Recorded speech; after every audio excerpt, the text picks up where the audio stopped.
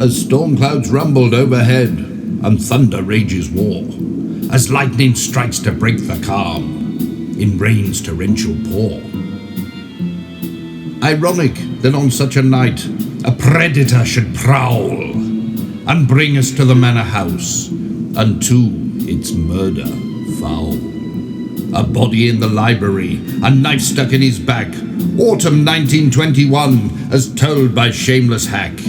Headstring, read all about it. Inspector Streets is on the case, the first upon the scene, deducting from the evidence the secrets bared to glean.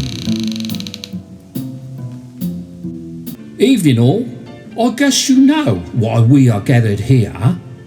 For one of you has killed this night, but each has motive clear.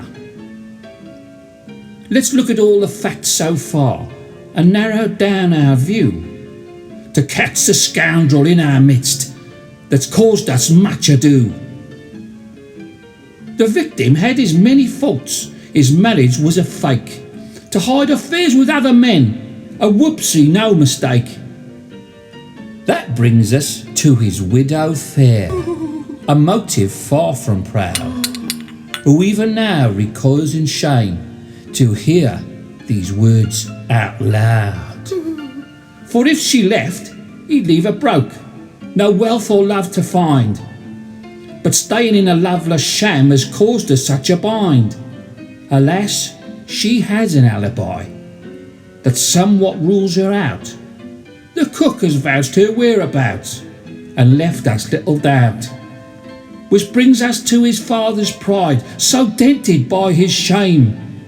His son a whoopsie Nancy boy, whose mother is to blame. Oh, I say.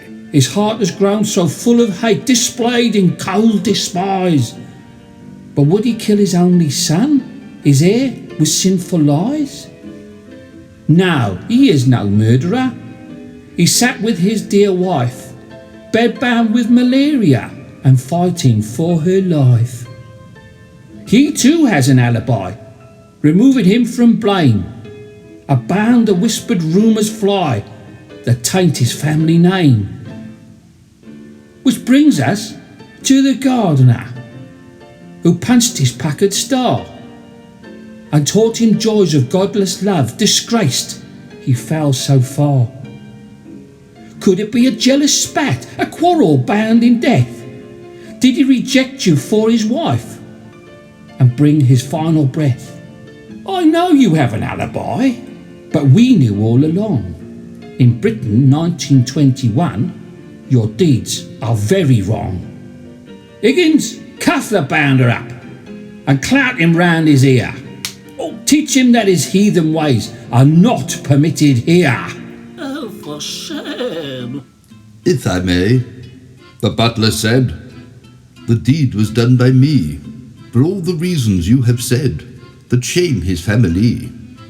His mother taken to her bed, his father in such pain, his wife despairing of her life, I had to break the chain. I've lived and worked within this house since I was but a boy, and watched it thrive with so much love, of which he would destroy.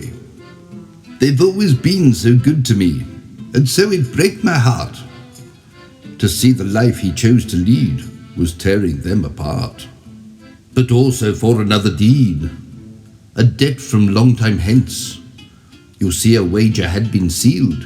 He owed me 50 pence. Deceit is not the British way, and wagers must be paid, and secrets kept for honour's sake, not openly displayed. And so I took it on myself, restore the family name.